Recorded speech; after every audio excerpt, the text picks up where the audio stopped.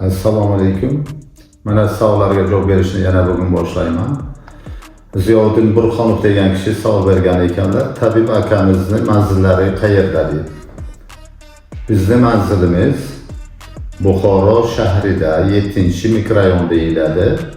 Sil kasalliklari banitsasini ro'parasida hosilota deb yozib qo'ygan. Yangi domni birinchi etajda hosilota shifo deb yozib qo'ygan. Mana shu yerda manzilimiz. Dilnavoz Shaymardonova degan kishi savol bergan ekanlar. Manda svish, ya'ni oqma yara, to'g'ri ichakda emas, boshqa yerda. Shunga ham davo bormi deb. Ha, albatta, xudo xolasa davo bor. Bemalol bizga murojaat qilishingiz mumkin. Dorini beramiz. Biz aytganda rioya qilib iste'mol qilsangiz va qarzlarga rioya qilsangiz, albatta sog'ayib ketasiz inshaalloh. Salomat bo'ling.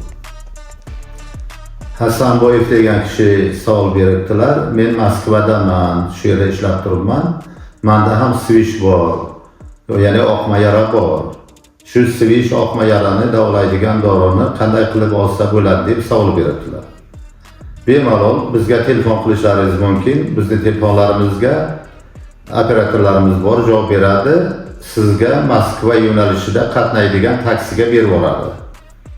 Moskva yo'nalishida qatnaydigan haligi taksiga berib yuboradi. Bemalol o'sha taksidan olishingiz mumkin bo'ladi. Dorini. İmkoniyati bor inshaalloh. Ancha odamlar Rossiyadan turib dorini olyaptilar. Zakaz qilib. Salomat bo'ling. Renat Talg'at degan kishi savol beribdilar. Men Qozog'istondanman. Menda vitiligo, ya'ni badanda oq dog'lar mavjud. Shuni dorisini qanday qilib olsam bo'ladi deb savol beribdilar.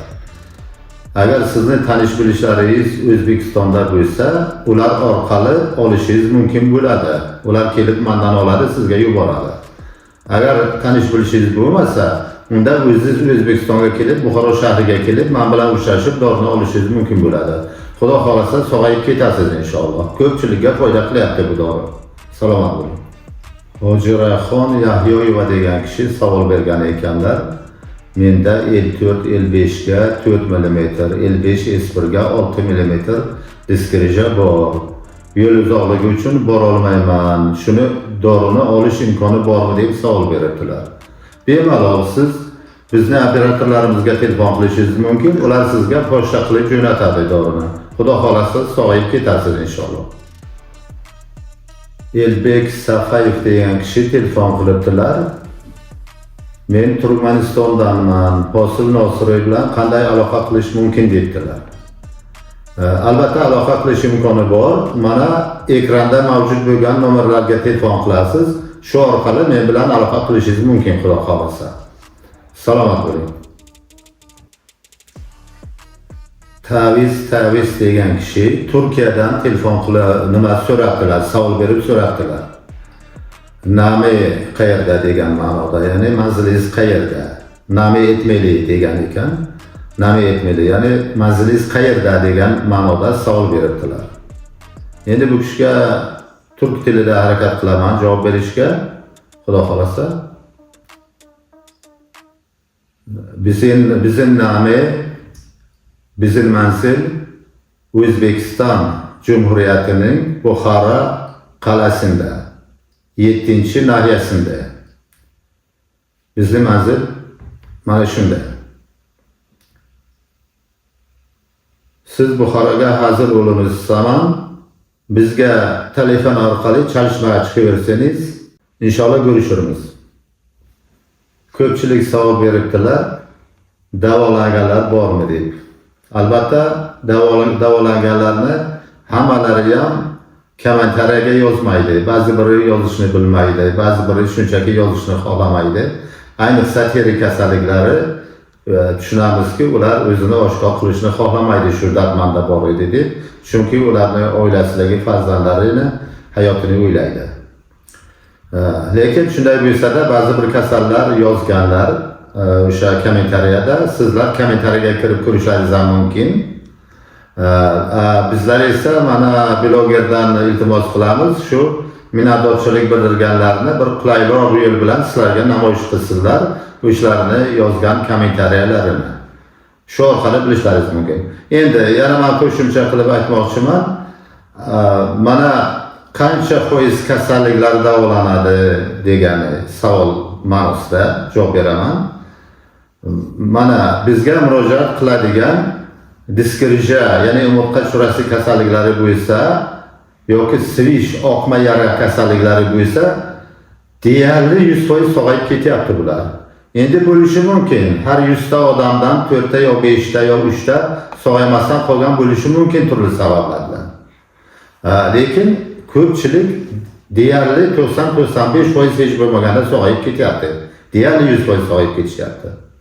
Diskrijiya va oqma yara, ya'ni svish kasalligiga chalinganlar. Endi bu statistik ma'lumot sifatida buni aytyapman. Amaliyotimdan ko'rganimda. Endi teri kasalligi, mana oq dog', psoriaz va shunga o'xshash dardlar, teri kasalliklariga chalingan kishilar, bular har 100 kishidan 60 ta 70 tasi sog'ayib ketyapti. 30 ta 40 tasi turli sabablarga ko'ra sog'aymayapti. Chunki teri kasalliklariga buyuriladigan parhez juda murakkab.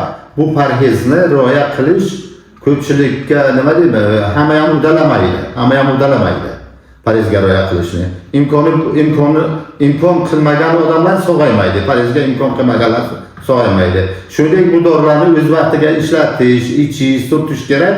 Buni ham o'ziga yarasha bir mas'uliyat talab qiladi. Ayrim odamlar mana shuni ham uddalab bilmaydi. Mana shu sababdan bular sog'ayib ketishmaydi. Lekin Xudoga shukr, shunday bo'lsa-da, har 100 kishidan 60-70 kishi taxminan sog'ayib ketyapti. Alhamdulillah, bir 30-40% sog'aymasdan qolishi mumkin. Meni kuzatuvimga qaraganda shunday. Endi umuman sog'aymaydigan kasalliklar ham bormi degan sizga murojaat qilib, umuman sog'aymasligi ham mumkinmi degan savol ham bo'lishi mumkin-da odamlarda. Murojaat qilib umuman sog'aymaydigani bo'lishi ham mumkin kasallarni. Faqat menga emas, qaysi mana больница bo'ladimi, shifoxona bo'ladimi, klinika bo'ladimi, hammamiz bilamizki, unga murojaat qiladigan kishilar yer yuzi bo'yicha biron bir больница yo shifoxonadan har 100 tadan 100 tasi hammasi sog'ayib ketmaydi. Turli sabablarga ko'ra, o'ziga bog'liq bo'lgan sabablarga ko'ra sog'aymasdan qoladiganlari bo'ladi albatta.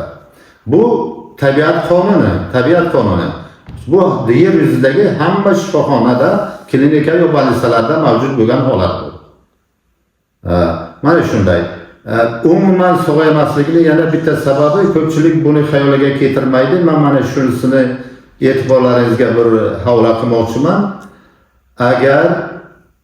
Agar o'sha kasalga chalingan odam, Xudo ko'rsatmasin, biron bir kishini biron bir kishiga nohaqlik qilgan bo'lsa, biron kishiga jabr qilgan bo'lsa nohaq va o'sha odam qarg'agan bo'lsa, unga nainki mana dorilarim, balki butun dunyo dorilarini ishlatsangiz ham sog'aymaydi u kasal.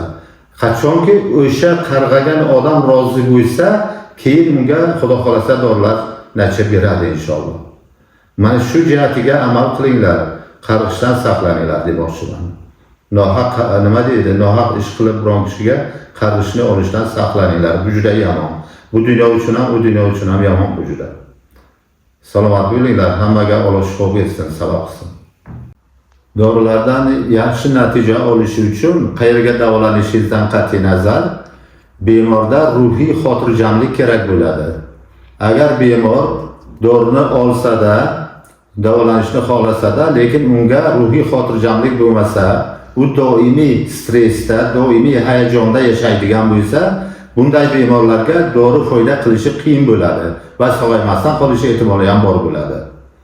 Shundan ham asranglar o'zlaringizni, kayfiyatni yaxshilanglar, stressli hayotdan voz kechinglar. Salomat bo'linglar.